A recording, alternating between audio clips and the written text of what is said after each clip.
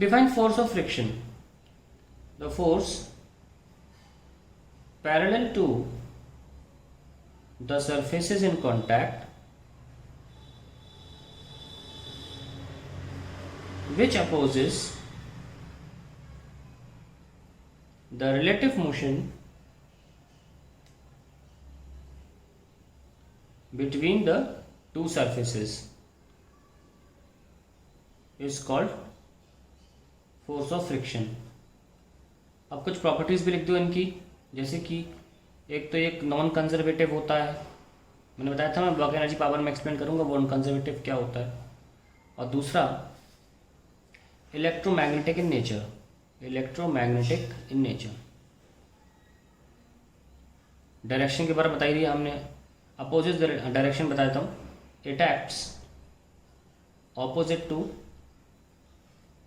The relative motion of the body, the relative motion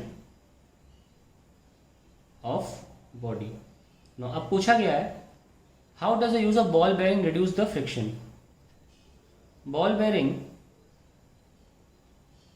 replaces, अगर मतलब ball bearing use नहीं कर रहे होते तो दो, हम बताया था आपको बॉल बेयरिंग के बारे में पहले भी। बॉल बेयरिंग क्या करती है, दो बॉडीज को आपस में एक दूसरे पे स्लाइड करने देती है विथ रिड्यूस्ड फ्रिक्शन। तो बीच में बॉल्स डाल देते हैं, जैसे कि बताया था मैंने, मान लो दो कोएक्सियल सिलेंडर्स है, कोएक्सियल मतलब इनका एक्सिस सेम हो, तो ये क्या करेंगे, अगर हम बॉल बेयरिंग नहीं डालेंगे तो इनके साथ में मोशन करने की वजह से ये दोनों टच करेंगे, स्लाइड करेंगे दूसरे की तरफ। स्लाइडिंग में बहुत एनर्जी लॉस होता है, तो बॉल्स के डालने की वजह से ये स्लाइडिंग बहुत आसान हो जाएगी, है ना, क्योंकि रोलिंग फ्रिक्शन स्लाइडिंग से बहुत कम होता है। तो सिंपल एक बात लिखनी है, ball bearing replaces sliding friction by rolling friction which is far lesser than sliding friction, which is very less।